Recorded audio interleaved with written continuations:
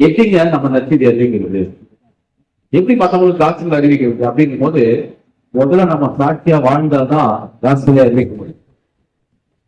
நம்மளுடைய கனிகளை அவங்க பாக்குறாங்க. நீங்க கனிகள் இல்லாத ஊழியர்கள் செய்யறதுனாலயோ கனிகள் இல்லாத ஒரு விசுவாசியா வாழ்றதுனாலோ என்னைக்குமே இயேசு அறிவிக்க.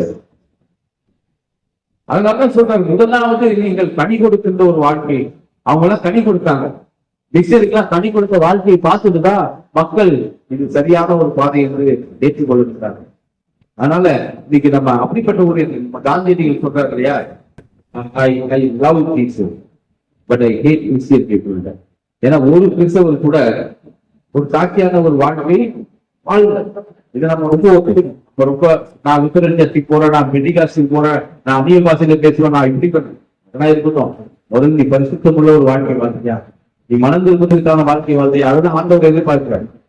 மனம் திரும்புதல் பரலோகராஜ்யம் சமீபமாயிருக்கிறது என்பது ஆண்டவருடைய செய்தியும் அதுதான். அவரை வழியை ஆயத்தப்படுத்துவது யோவான் செய்தியும் அதுதான். இன்னைக்கு ஏன் கிறிஸ்தவ சபைக்கு ஒரு அதிருப்தியாக பாக்குறாங்கன்னா, சரியான ஒரு வாழ்க்கையை நாம் வாழாமல் இருக்கிறோம். சாட்சியான ஒரு வாழ்க்கை வாழ்ந்த பிறகுதான் இஸ்ரேலிய பணிகளை நம்மாலே செய்ய